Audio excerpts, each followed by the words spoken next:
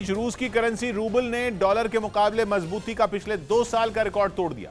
हैरान करने वाली बात यह कि यूक्रेन की जंग के कारण रूस बेहद कड़े आर्थिक प्रतिबंध झेल रहा है।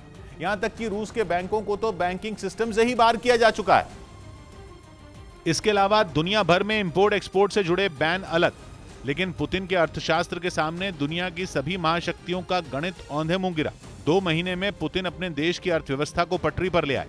अमेरिका ने रूस की 20 लाख करोड़ रुपए से ज्यादा की संपत्तियों को फ्रीज किया हुआ है, लेकिन रूस फिर भी बेफिक्र है। रूस की गैस के ग्राहक नए सप्लायर खोजने में लगे हैं, लेकिन रूस को जरा भी फर्क नहीं पड़ता। पूरे यूरोप और अमेरिका ने रूस से कोयले की खरीद पर बैन लगा दिया है, लेकिन पुतिन अपनी धुन में मस्त हैं। रूस तक पहुंचने वाली उड़ानों पर आधी दुनिया की रोक है। बड़ी बड़ी ताकतें रूस से दूरी बना रही हैं, लेकिन रूस की करेंसी रूबल मजबूती के रिकॉर्ड बना रही है। और खबर है कि कुछ घंटे पहले कारोबार के दौरान रूबल उस स्तर पर पहुंच गया जहां कोरोना संकट से पहले हुआ करता था। कारोबार के दौरान $1 की कीमत 64 रूबल तक पहुंच गई। पिछले 2 महीने में दुनिया की कोई भी करेंसी इतनी मजबूत नहीं हुई जितनी मजबूत रूस की करेंसी रूबल हुई। 7 मार्च को $1 137 रूबल में मिल रहा था। ये 7 मार्च का आंकड़ा है, मतलब ठीक 2 महीने पहले का, और अब ये 64 रूबल में मिल रहा है। जितने रूबल खर्च करने पर केवल $1 मिल रहा था, उतने ही रूबल में अब $2 मिल रहे हैं। ये मजबूती ऐसी है कि जैसे रूस के लोगों का पैसा 2 महीने में दुगना हो गया।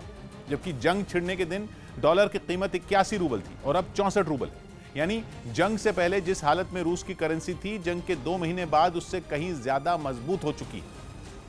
यानी रूस के राष्ट्रपति पुतिन के अर्थशास्त्र ने पूरी दुनिया को यह दिखा दिया कि आर्थिक प्रतिबंधों से उनके देश की सेहत पर कोई असर नहीं पड़ने वाला।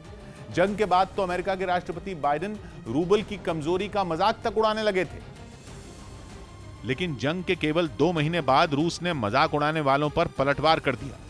अमेरिका के राष्ट्रपति बाइडेन तो हर बार दावा कर रहे थे कि आर्थिक प्रतिबंधों के बाद रूस घुटनों पर आ जाएगा। 1 ruble is now worth less than 1 American penny. लेकिन हुआ इससे बिल्कुल उलट। कमजोर होने के बजाय रूस और रूबल मजबूत हो गए। रूस ने दुनिया के सामने एक ऐसा सिस्टम पेश किया जिसमें मुनाफा कमाने के लिए डॉलर की जरूरत ही न पड़े।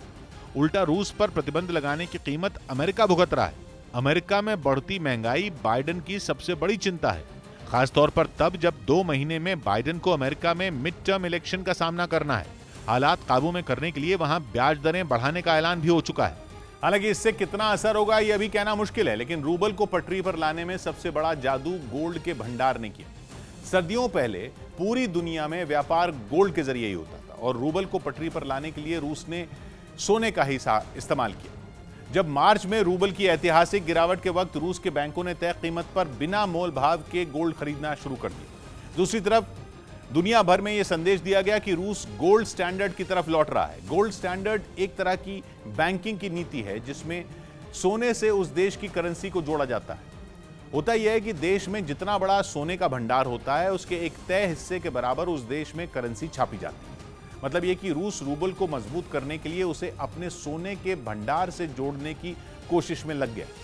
अहम यह है कि केवल कच्चे तेल या नेचुरल गैस का ही नहीं, सोने का भी रूस में बहुत बड़ा भंडार है। दुनिया में सोने का हर साल जितना भी खनन होता है, उनमें 10% रूस में ही होता है। जनवरी 2022 तक रूस के पास 2300 टन सोना था, जो दुनिया भर में 5वां सबसे बड़ा भंडार है।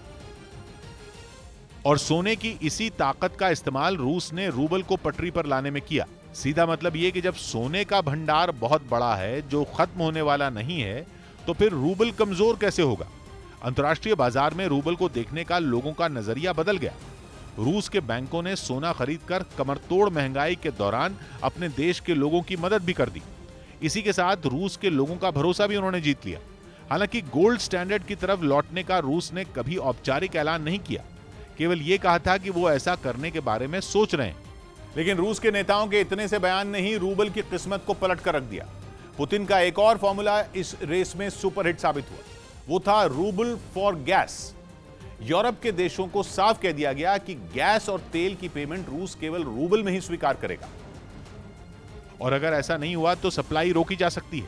पहले तो उनकी बात को यूरोप के देशों ने भी गंभीरता से नहीं लिया, लेकिन जब पोलैंड और बल्गेरिया की गैस की सप्लाई बंद हुई तो सबके होश ठिकाने आ गए। पता चला है कि यूरोप के ज्यादातर देश अब रूबल में पेमेंट करने पर सहमत हो चुके हैं। जिनके पास रूबल नहीं है वो रूस के बैंकों में खाता खुलवा रहे हैं।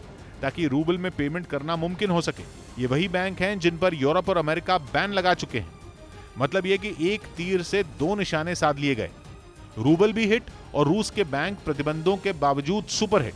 और रूस के इसी जाल में यूरोप के देश ऐसा फंसे हैं कि चाहकर भी निकल नहीं पा रहे। अब तो यूरोपियन यूनियन का एक प्रस्ताव बड़े विवाद की वजह बन गया। प्रस्ताव रूस से तेल और गैस का इंपोर्ट पूरी तरह बंद करने से जुड़ा है, लेकिन यूरोप के कई देश ऐसे हैं जो खुलकर इस प्रस्ताव के विरोध में आ गए, जिनमें सबसे नया नाम हंगरी का है। हंगरी के प्रधानमंत्री ने इस तरह के प्रस्ताव को अर्थव्यवस्था के लिए परमाणु हमले जैसा कह दिया। मतलब ये कि वो खुलकर यूरोपियन यूनियन के इस प्रस्ताव के खिलाफ खड़े हो गए हैं। वो साफ कह रहे हैं कि केवल रूस को सजा देने के लिए अपनी अर्थव्यवस्था को चौपट नहीं किया जा सकता। इससे पहले वो ये भी कह चुके हैं कि रूस के तेल और गैस पर बैन लगाने के लिए उन्हें 5 साल का वक्त चाहिए। जब यूरोपियन यूनियन ने अपने सदस्य देशों पर रूस पर बैन के लिए दबाव बनाया, तब हंगरी जैसे देश का सब्र जवाब दे गया। ऐसे में पुतिन यूरोप के दो फाड़ करने में कामयाब रहे। हंगरी इस कतार में अकेला नहीं है। इटली और स्लोवाकिया पहले ही इस प्रस्ताव का विरोध कर चुके हैं। उन्हें यह कदम उठाने के लिए अभी 2 साल चाहिए, जबकि ऑस्ट्रिया की तरफ से भी कह दिया गया है कि वो अभी पूरी तरह बैन लगाने की हालत में नहीं है। पता यह भी चला है कि रूस के इंपोर्ट पर बैन लगाकर यूरोप के लिए गैस करीब 30% तक महंगी हो सकती है।